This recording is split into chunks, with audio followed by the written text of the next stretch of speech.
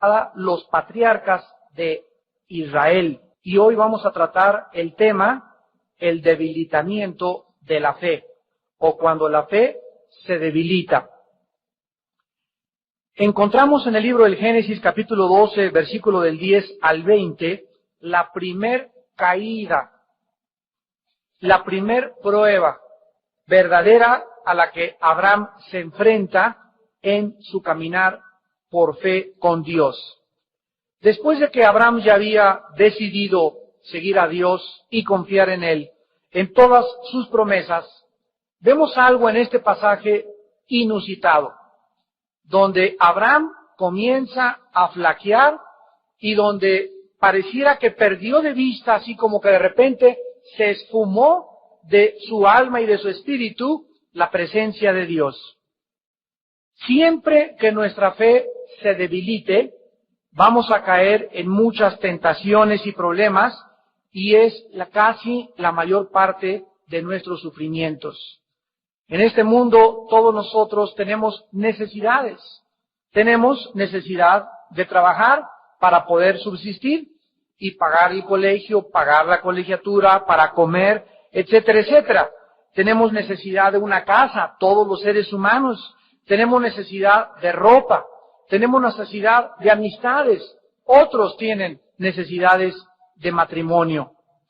Pero cuando alguna de estas necesidades que todos tenemos se convierten en una obsesión, o cuando esta necesidad que yo tengo de dinero, pero lo quiero ya, lo trato de satisfacer robando, por ejemplo, o pidiendo prestado o endrogándome, o tengo necesidad de casarme y como lo quiero ya, escojo al muchacho o a la muchacha equivocada. Tengo necesidad de ropa, pero me embarco porque tengo tarjeta de crédito y después estoy sufriendo por pagar la tarjeta porque me quise comprar un traje que no debía haberme comprado. Cualquier forma en la que nosotros querramos satisfacer cualquiera de nuestras necesidades sin la ayuda y la dirección de Dios es una trampa segura. Y esto fue exactamente lo que le sucedió a Abraham. ¿Cómo pues tenemos que enfrentar nuestras necesidades?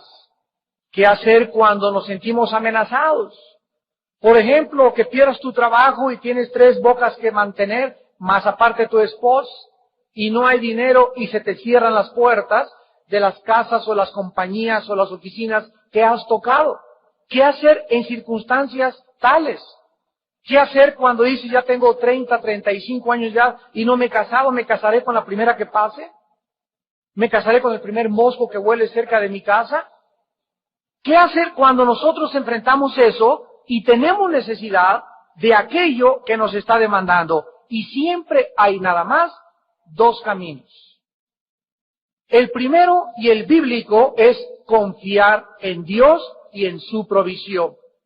Confiar en Dios es estar absolutamente seguro, sin ninguna duda, que Dios, si no tengo trabajo y he tocado las puertas de las oficinas y se me han cerrado las compañías, yo no puedo dudar ni siquiera un segundo en que Dios me va a abandonar sin comer y sin llevarles de comer a mis pollitos. Si tengo 30, 33 años y no hay pasa el camión, no pasa la ruta 100 ni las peceras, entonces tengo que tener la absoluta seguridad de que no es el tiempo de Dios para mi matrimonio. No es el tiempo de Dios para casarme. Y no voy a ceder a la presión, ni de mi hermano, de mi familia, que ya se te pasó el camión y ya cásate, ya tienes tantos años. No me importa nada porque si cedemos a la presión, quitamos nuestros ojos del Altísimo. Tenemos que aprender a confiar en Dios, no importa la necesidad que estemos atravesando, pero no vamos a caer en una trampa. Y la otra opción es hacer lo que tú quieres. Es enfrentar el problema y siempre vas a darte cuenta que si tú enfrentas y te vuelves al mundo y a los consejos del mundo, en lugar de confiar en Dios, es una trampa segura, porque esta segunda opción es la que más ha hecho sufrir a los seres humanos en esta vida. Cuando comenzamos a debilitar nuestra fe, siempre iremos cuesta abajo. Y lo más precioso que Dios nos ha dado es la fe. Es tan importante que dice primera de Juan 5, 4 y 5, que todo aquel que es hijo de Dios vence al mundo. Fíjense ustedes, tienes un arma que vence al mundo, vence las tentaciones de robar, vence las tentaciones de casarme equivocadamente, venzo en todas las áreas de mi vida, y lo que me hace vencer es la fe. Lo que me lleva de victoria en victoria es confiar en Dios, seguir confiando en Dios y no darme por vencido. Esta es nuestra victoria, nuestra fe.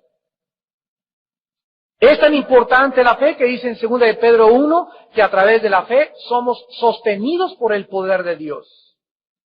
En el instante en que dejo de confiar en Dios, comienzo a abrirme a ataques del enemigo. Porque lo que me hace realmente sostenerme la fe, es tan importante la fe que dice Efesios 6, del 12 al 18 en la armadura del cristiano, que es el escudo, la fe que detiene a los ataques y a los dardos que me lanza el maligno directamente a mi cabeza. En el momento en que comienzo a bajar el escudo, en el momento en que dejo de confiar en Dios, en el momento en que dejo que las dudas asalten mi mente y me gobiernen, mi escudo ya está abajo y soy blanco directo de Satanás. Ante todas estas cosas, levanten el escudo de la fe con el cual podáis apagar los dardos de fuego del maligno.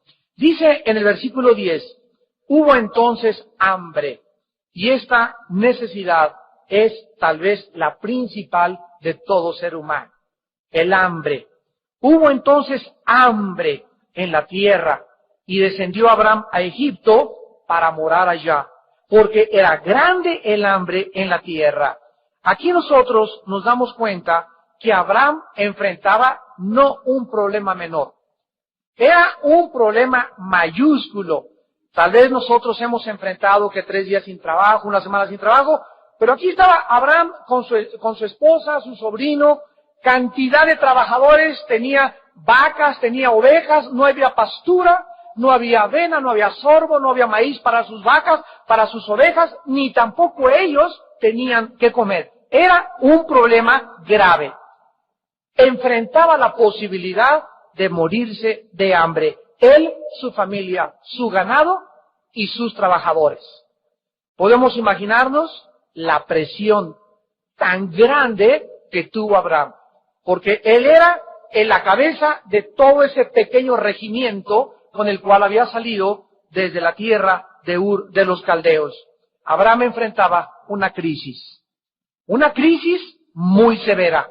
Dios le había dicho que saliera de la tierra prometida y lo había dirigido durante algún tiempo y había satisfecho todas sus necesidades hasta este momento. Pero ahora Abraham se pregunta, bueno, ¿y ahora qué pasó? ¿Se cortó la provisión de Dios? ¿Ya hasta aquí me ayudaste, Señor? ¿Y ahora qué hago de aquí en el futuro? ¿Me quedo aquí a esperar a que me alimentes? ¿O voy a usar mi sabiduría y tal vez en Egipto allá pueda darme de comer y voy para allá? La orden de Dios no era que se fuera a Egipto, la orden de Dios era que peregrinara por la tierra de Canaán. ¿Debía Abraham entonces quedarse ahí y satisfacer sus necesidades urgentes de comer y esperar morirse de hambre? ¿O debería ir a buscar otras tierras y buscar qué comer? ¿Abandonaría la tierra que Dios le prometió y pasado el hambre regresaría otra vez a la tierra que Dios le daba? Abraham se encontraba con un mare magnum de interrogantes emocionales, sentimentales y físicas. Como tú y como yo nos enfrentamos. ¿Qué haré con mi hijo? ¿Me lo surtiré o lo correré de la casa? ¿Qué haré? ¿Pediré me están dando chamba en la procuraduría? ¿Puede un cristiano trabajar de federal? ¿Me están dando chamba aquí en este lugar, en una discoteca? ¿Debo aceptar ese trabajo o debo esperarme y aceptar este otro trabajo? Tengo una muchacha que ahorita me gusta mucho, pero no es cristiana. ¿Debo esperarme a la cristiana o me aviento y me caso ya de una vez con esta? En todas estas circunstancias, amados hermanos en Cristo, necesitamos obedecer lo que dice la palabra de Dios. Primera de Corintios 16:13. Velad, estar firmes en la fe. Estar firmes en la fe. Dios no quiere que nada nos mueva. Firmes en la fe, como un soldado. Cuando tú vas a Londres y pasas por el palacio de Buckingham, que es el palacio donde vive la reina de Inglaterra, vas a encontrar una cosa asombrosa. Hay soldados enfrente del palacio de Buckingham, en la mera puerta, donde están así y no se mueven ni parpadean, parecen estatuas. Y pasan los niños, se les quedan mirando y les hacen así, los retan, ¿verdad? Hasta les avientan cosas y están así. Y ahí están por turnos de 4 a 5 horas diarias. Firmes en la fe, sin moverse. Pase lo que pase, la orden es que no se muevan. Y si se mueven, son sujetos a corte marcial. Así de exagerada es la guardia de la reina de Inglaterra. Es algo que nos ilustra lo que Dios quiere que nosotros hagamos. Dice el Salmo 46, Dios es mi amparo y mi fortaleza en todos los problemas y en todas las tribulaciones. Por tanto, no temeré. Y si de repente veo una exageración, una montaña, dice David, que se levanta y vuela enfrente de mí, y si veo que tiembla, y no importa lo que pase, yo estoy firme, confiado en Dios, porque Dios no me puede dejar solo. ¿Se acuerdan de la barca? Los discípulos. El viento y la lluvia, y es increíble que Jesús dormido ahí en el barco.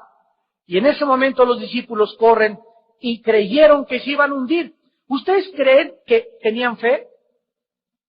¿Ustedes le llaman a eso confianza? ¿En aquel que había hecho milagros y que los había llamado y que los estaba entrenando?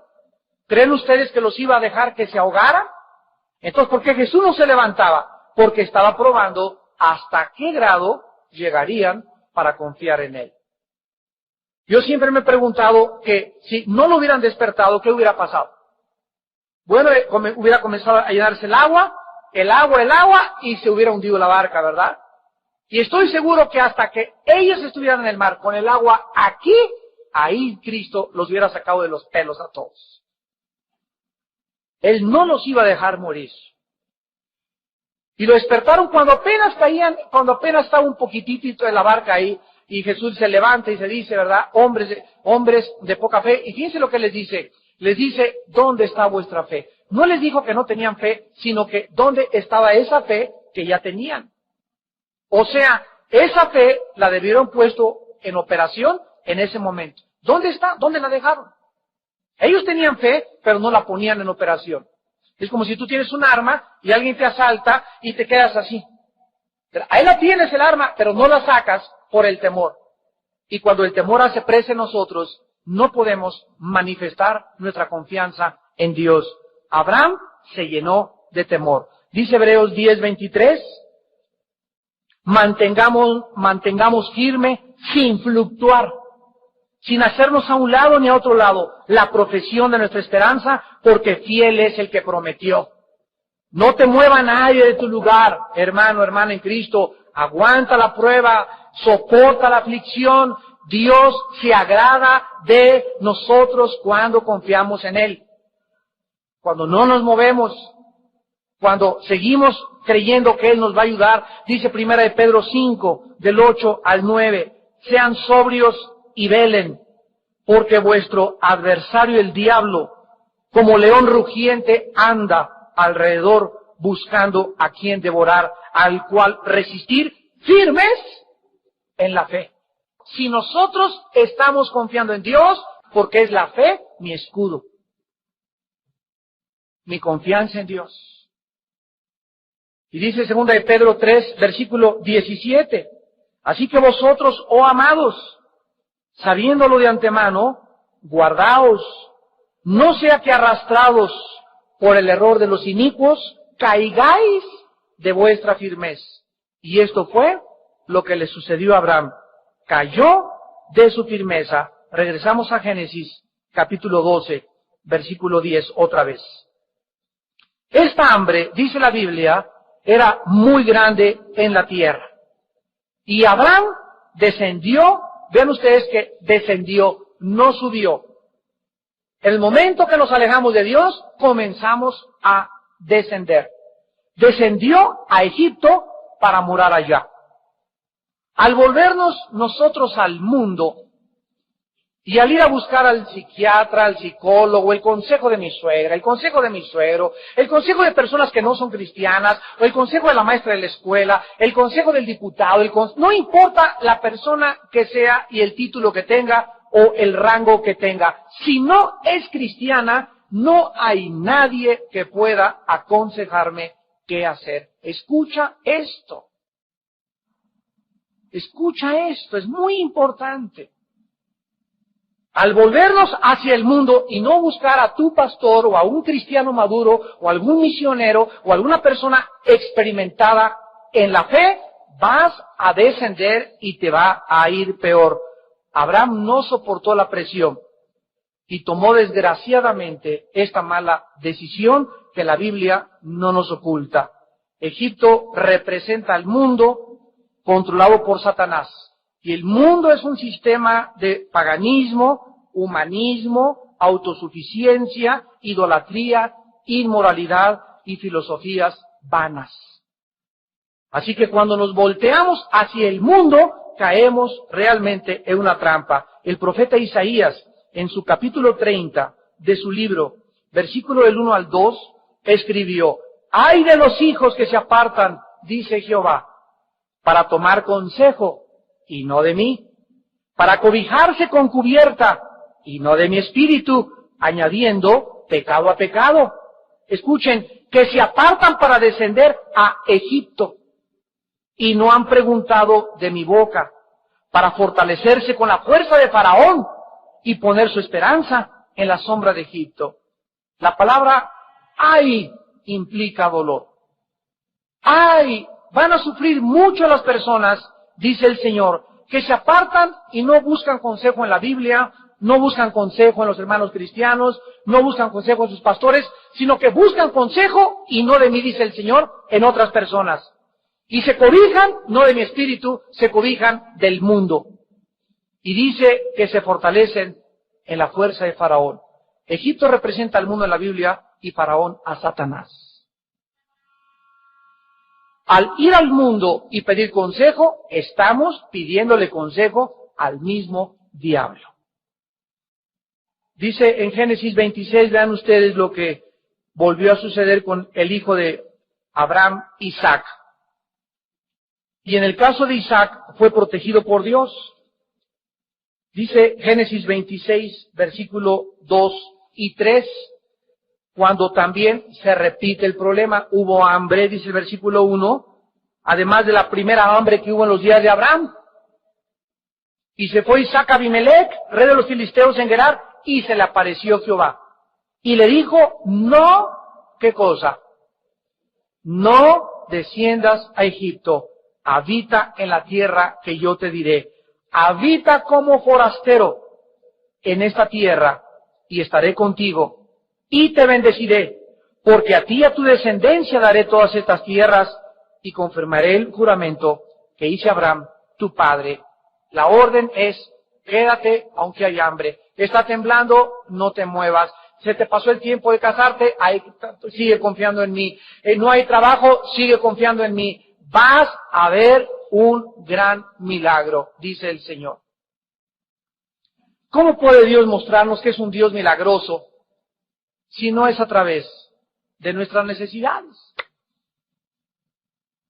Una vez me dijo una muchacha, oye hermano, es que tengo 36 años y no me he casado. Ahora que estuve en Guadalajara la semana pasada en el Congreso. Le dije, perdón, ¿saben? Íbamos mi esposa y yo en el avión.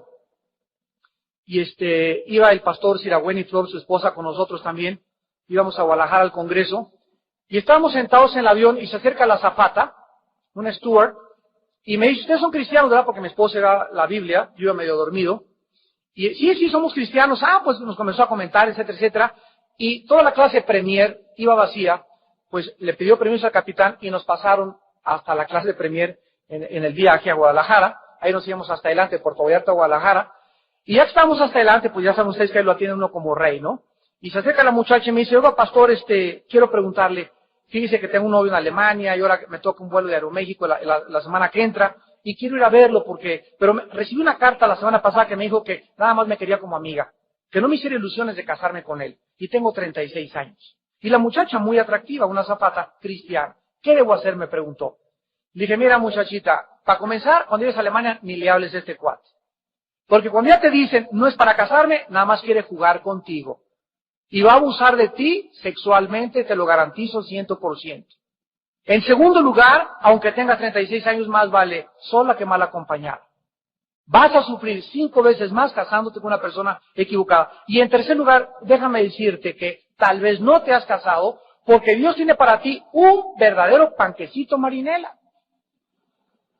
Pero tú, de acuerdo a todo lo que me estás diciendo, porque le dije, ¿cuántos años tienes de cristiana? Me dijo, 12 años. Le dije, de acuerdo a la información que tú me das, me indica que eres una muchacha muy inmadura. Y que te han pasado muchos años por tu inmadurez y no sé por qué no has crecido, no te conozco, le dije, ni sé a qué iglesia vas, pero no has crecido en Cristo, no has madurado. Y esa persona que Dios tiene para tu vida, no la va a traer a tu vida hasta que tú estés madura, porque si no lo entierras en el patio de tu casa. Si quieres un panecito marinero, que eres un buen muchacho, que sea cristiano y que sea consagrado, y te casas contigo y eres una carnalota, y eres una egoísta, y no has vivido a ti, y no eres una muchacha quebrantada, lo vas a hacer sufrir mucho a él. Entonces, por eso Dios te ha salvado. Entonces, ojalá que te cases a los 38 hasta los 40. Pero tienes que madurar. Dios te ha bendecido en lugar de haberte maldecido. Y por eso no te ha presentado a esa persona. Y así nos pasa a todos nosotros en la vida. Cuando nosotros no confiamos en Dios, nos volvemos al mundo y entonces recogemos nuestra cosecha.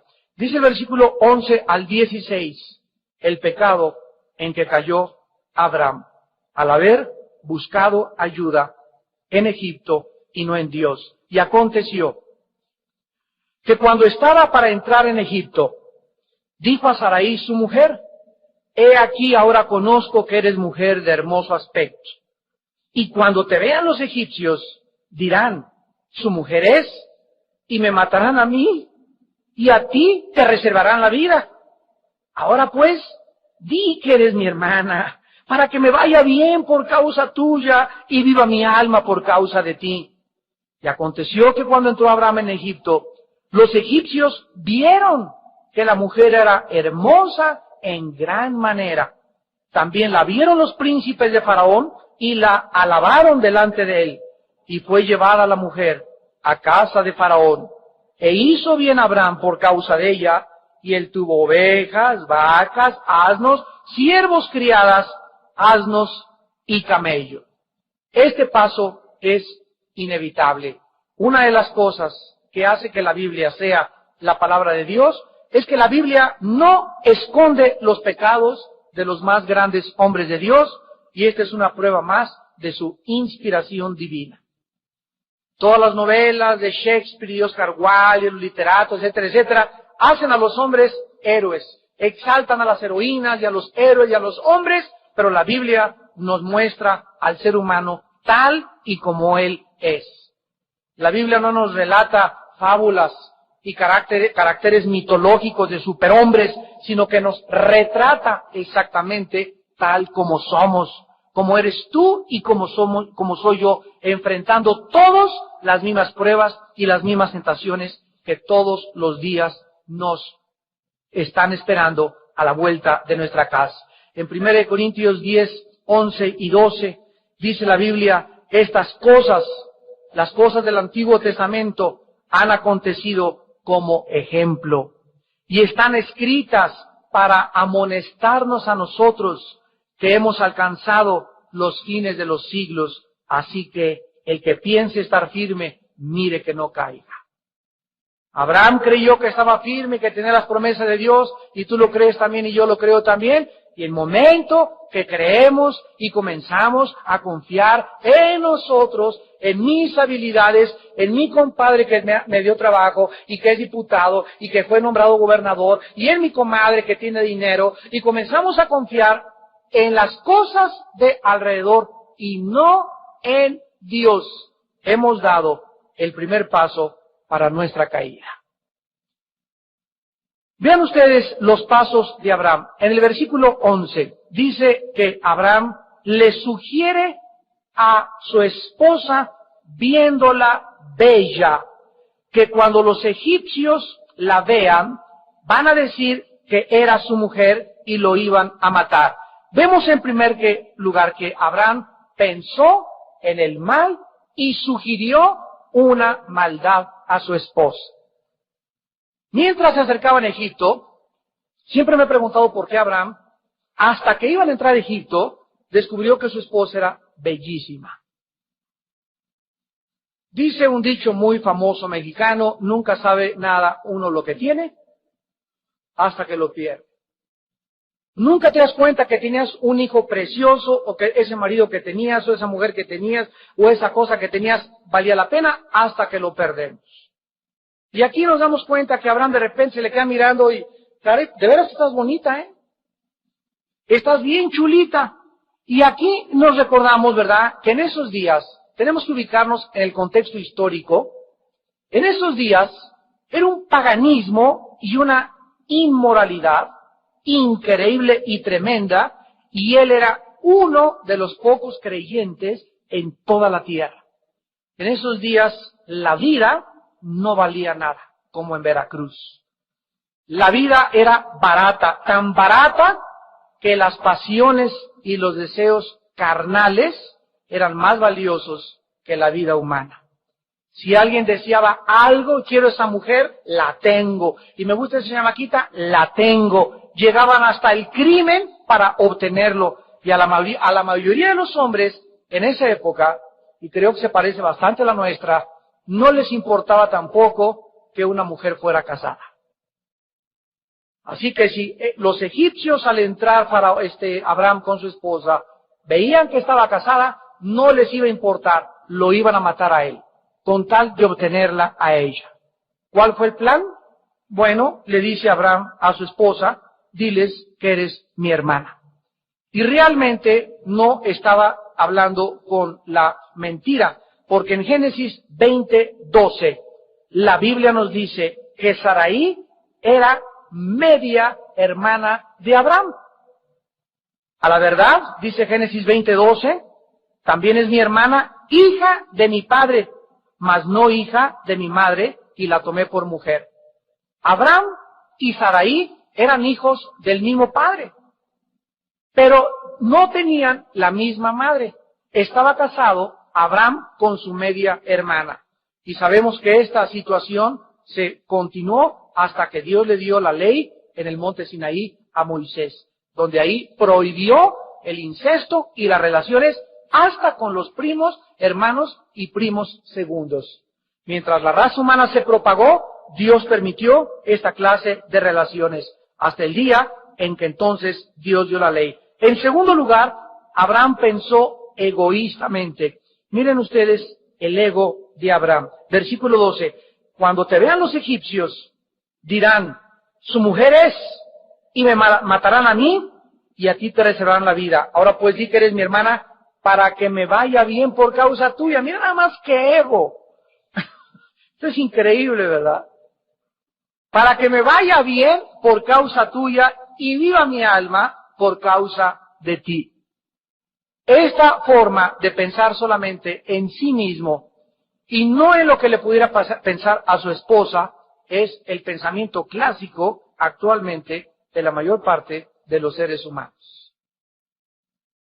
La mayor parte de los maridos piensan solamente en sí mismos.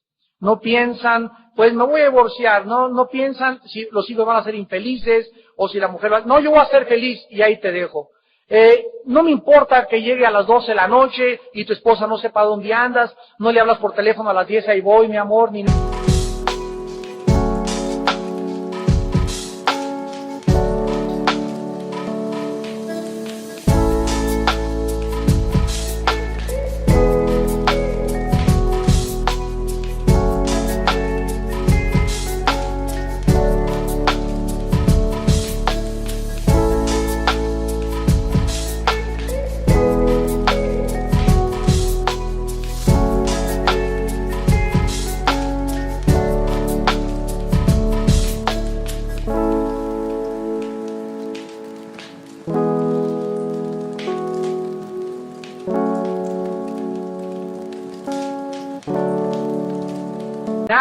porque no te interesa un comino tu esposa. Vas y sales con ella a la carretera y ahí va la esposa muriéndose de frío en la carretera y el otro con una chamarrota de borregote, así parece oso. En la noche se agarra la cobija y se la echa toda él encima y la pobre se queda ahí descobijada y amanece descobijada, en lugar de que se levante en la madrugada y la tape ella. ¿Qué te pasa? Que te traiga un tecito, tus chanclitas. Esta falta de sensibilidad, Dios la juzga tarde o temprano. Porque dice Efesios 5 que el marido debe amar sacrificialmente a su esposa, de la misma manera que Cristo nos amó a nosotros. Dice el versículo 14 y 15 de Génesis 12, y aconteció que entraron en Egipto. Y los egipcios, tal como Abraham lo pensó y temió, vieron realmente que la mujer era hermosa en gran manera. También la vieron los príncipes de Faraón, o sea, los principales, los jefes de Faraón, y la alabaron delante de él, y fue llevada la mujer a casa de Faraón. Aquí encontramos, Abraham le es quitada su esposa. Los mismos líderes del Faraón no se atrevieron a tocarla, porque la vieron tan hermosa que dijeron, si el Faraón la desea y la ve, nos va a matar a nosotros. Mejor se la llevamos y quedamos bien con ella. Abraham dejó que le quitaran a su mujer y ni siquiera opuso resistencia, y Sarai fue llevada a la corte imperial. Versículo 16. E hizo bien Abraham, o sea el Faraón, por causa de ella, ovejas, vacas, asnos, siervas, criadas, asnos y camellos. Aquí encontramos que Abraham consintió en vender a su esposa. Pasantito, ¿verdad? El padre de la fe. El ejemplo para todos nosotros. Y tú puedes decir, no, pues yo le gano a Abraham entonces. Porque yo no he vendido a mi esposa todavía, ¿verdad? No, espérate.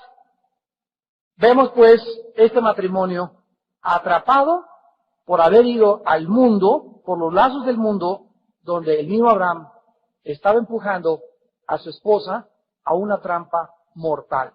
Y todo por tratar de evitar que él fuera asesinado, pero por no haberse quedado en la situación donde Dios le dijo que no se moviera. Cualquier persona que se mueva de la situación que Dios le manda, cae en una trampa mortal. Versículo 17 al 20. Mas Jehová, bendito Padre, bendito sea Señor, porque siempre te tiene misericordia de nosotros y acudes a nuestra ayuda cuando nosotros vamos a caer. Jehová hirió a Faraón y a su casa con grandes plagas por causa de Sarai, mujer de Abraham. Aquí nos damos cuenta que Dios juzga inmediatamente a este hombre y acude sobrenaturalmente en su misericordia a salvar a Sarai y a Abraham. Aparentemente Faraón cuestionó a Sarai y Sarai le dijo la verdad al Faraón. Porque dice el versículo 18 que entonces Faraón llamó a Abraham y le dijo, ¿qué es esto que me has hecho conmigo? ¿Por qué no me declaraste que era tu mujer? ¿Por qué dijiste, es mi hermana, poniéndome en ocasión de tomarla por mí para mujer? Ahora pues, he aquí tu mujer, tómala y vete. Entonces Faraón dio orden a su gente acerca de Abraham y le acompañaron y a su mujer con todo lo que tenían. Vean ustedes que Dios no solamente juzga a Faraón, sino que Abraham juzga a Abraham y a su esposa. Faraón trajo a Abraham a un lugar de juicio. Y observemos nosotros a continuación el juicio y la corrección y el castigo que tuvieron que sufrir. Abraham y Sarai fueron expuestos públicamente por sus mentiras, porque ahí en la corte todo se hacía abiertamente. Fueron expuestos públicamente de su deseo de planear juntos el adulterio. Fueron reprendidos públicamente por el mundo pagano. Los no creyentes los juzgaron a ellos. Los expulsaron públicamente de Egipto, fuera de Egipto. Tuvieron vergüenza pública y tuvieron que regresar a su lugar de origen, Canaán, y enfrentar el problema que desde el principio los arrojó a Egipto, enfrentar el hambre con vergüenza, vituperados, burlados y desechados por los mismos no creyentes. Vamos a meternos en los zapatos de Abraham y de Sara, porque en este momento ellos comenzaron a atravesar. Imaginemos todo esto que atravesaron, la vergüenza de todo lo que le hicieron en Egipto. Imagínense qué sentimientos cruzaban su corazón. En primer lugar, una intensa culpa y remordimiento. En segundo lugar, sentimientos profundos de fracaso. He fracasado. Me metí con el hombre que no debía, me metí con la mujer que no debía, hice el negocio que no hice. Un sentimiento profundo de fracaso. En tercer lugar, pensamientos de duda de, a lo mejor ya Dios ya no me vuelve a bendecir. A lo mejor ya Dios ni me quiere ver. Y en cuarto lugar, pensamientos en que a lo mejor Dios ya no cumpliría sus promesas en sus vidas. Así es, los dos fracasaron miserablemente. Uno por metiche y la otra por achichincle. Porque Abraham también, la Saraí también tuvo bastante culpa. Los dos se habían deslizado en aguas turbias, cenagosas y profundos de pecado que los habían alejado realmente de Dios. Estaban ahora avergonzados ante Dios, ante Egipto y ante sus propios trabajadores. Toda la gente que estaba ahí los acompañaba se dieron cuenta del espectáculo público tan bochornoso en que ellos habían atravesado. Dice en Deuteronomio capítulo 8, versículo 5, reconoce a sí mismo en tu corazón que como castiga el hombre a su hijo, así Jehová tu Dios te castiga. La Biblia nos muestra que Dios no puede permitir que sus hijos vivan sin ser disciplinados. Dios tuvo que disciplinarlos, Dios tuvo que castigarlos y ellos cometieron un pecado muy grande. Pero se nos olvida que ese pecado tan grande que cometieron, lo cometieron también el rey David. Y lo cometió Sansón. Y lo cometió el apóstol Pablo. Y lo cometió el apóstol Pedro. Y la mayor parte de los hombres de Dios en la Biblia cayeron en el pecado. Y se metieron en aguas pantanosas y en aguas turbias. Y ahí es donde nosotros nos damos cuenta lo que dice en Génesis 13, del 1 al 4. Subió pues Abraham de Egipto hacia el Negev, él y su mujer, con todo lo que tenía y con Lot. El Dios de la Biblia es grande y misericordioso. Abraham regresa a la tierra prometida con todos estos pensamientos, con todas estas emociones de confusión en su vida, y en medio de todos estos sentimientos de culpa y de vergüenza, decidieron los dos: seguiremos confiando en Dios. Bendito.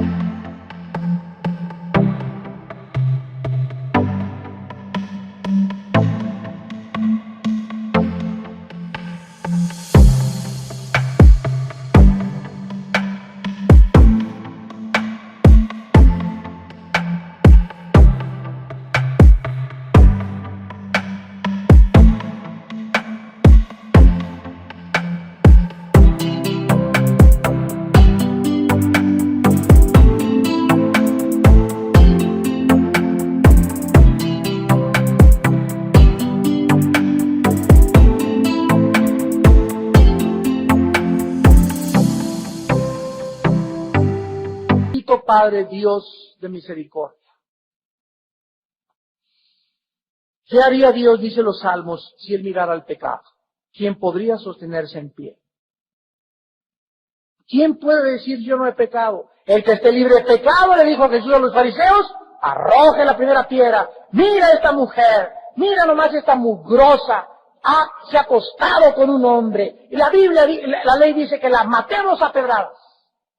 Y ahí estaban los arrogantes. No, yo he pecado, pero no tanto como Abraham. Yo nunca he tratado de vender a mi esposa. Yo he pecado, pero no como David, que mató y adulteró. Yo he pecado, pero no como Pablo, él mató cristianos. Yo he pecado, pero no tanto como el ladrón junto a la cruz, que nunca hizo nada bueno y al final se arrepintió. Yo merezco más el cielo que ellos. Ese no es el Dios que la Biblia nos revela. El Dios de la Biblia nos dice, vengan a mí y estemos a cuentas. Isaías 1:18. Si tus pecados fueran negros como el carbón,